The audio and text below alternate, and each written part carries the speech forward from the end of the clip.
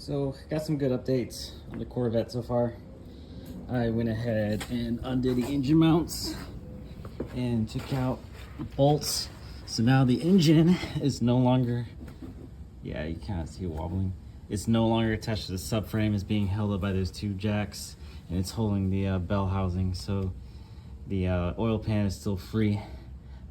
So I went ahead today, just kept it easy, kept it working my own pace. I just lowered the subframe, and then probably after Christmas start lowering the four subframe bolts on each side, and then with the jack and another big plywood I'll be able to lower this whole thing majority of the way down, and then I can start actually taking out the oil pan itself.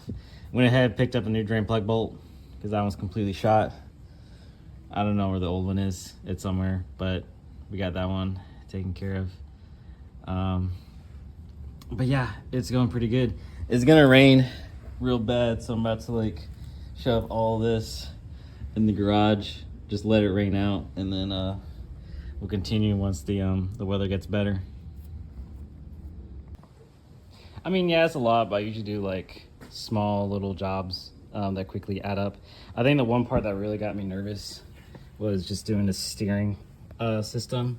So there's like a little linkage, and then this guy right here, you can see it, this guy right there, you have to disconnect that from the steering here. But what makes it kind of sketchy is that there's a sensor in that steering system that if you turn the wheel or rotate the column when it's disconnected, you break it, and it's really tough to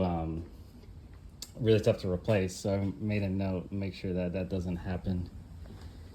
But yeah, right now I'm kind of taking a break. I know I could probably drop it today, but I'm honestly just like not feeling it, and I'm decided just to do some work on the Yamaha.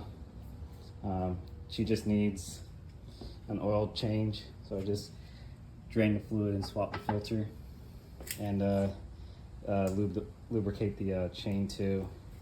So yeah, definitely feels like Friday. All right, I got good news on the Vette today. Went ahead and made like a big step. Went ahead and actually physically lowered the subframe. I was using a floor jack to do it. This is just holding up for now.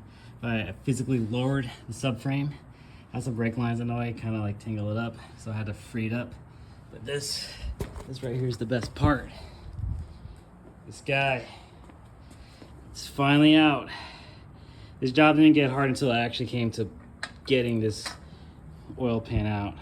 It feels really good to finally get it out. Yeah, it's definitely never been done.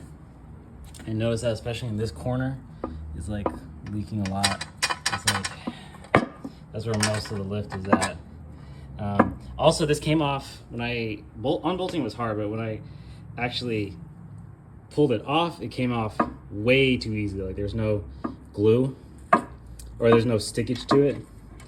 They don't always use RTV, but here it's like it just fell off.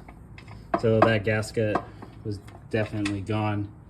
But yeah, it's a great stopping point. I'm gonna clean up. I'm gonna go eat. Man, this subframe got hands. I got the engine and the oil pan cleaned up, and now the oil pan is just chilling there. It's in the subframe. I had to lower it a little more to tuck it in there, and once I got it tucked in there, I jacked it back up because also the brake lines are kind of binding a little bit. So it's not a big deal, but that's not something you want to leave long term. It will only be okay for like a few minutes. Also, that bat wing design oil pan, God, it's so heavy. But the new gasket, it's on there. Kind of hard to see, but yeah, this subframe got hands. Once I got it up there, I already started feeling lightheaded, so I had to take a break. Got me some fresh water.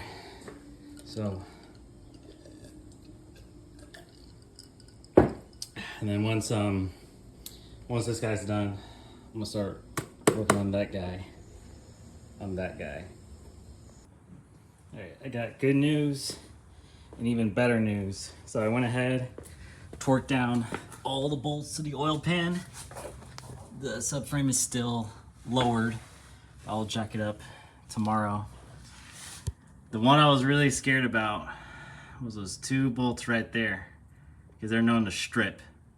And I went ahead, just took my time, kept it easy, and just torqued it where they're supposed to be, 106 inch-pounds, which is not much. That's almost nothing. And they did not break on me.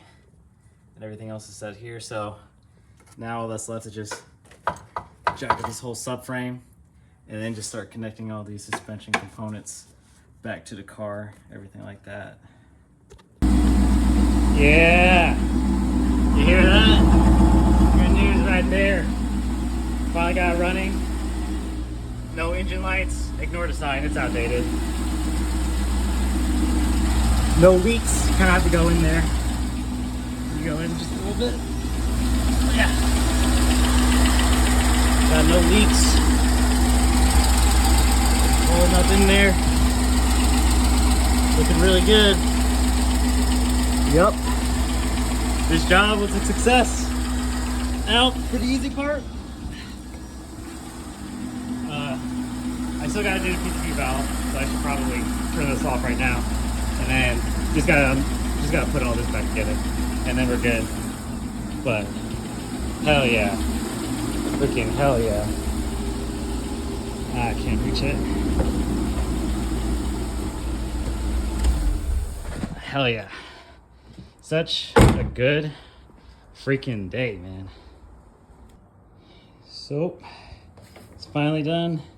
Wheels on the ground, front and back. Still charging a little bit, it's nothing big. Finally got the PCV valve. It's really kind of like a whole assembly. The valve itself is like right here, but I had to do the whole line to shove it up in there, way in the back. It's like really tucked in there. And then I'll fix that. And then same thing as like a little plug up there. But yeah, this guy set, ready to go. Let's drive it a little bit.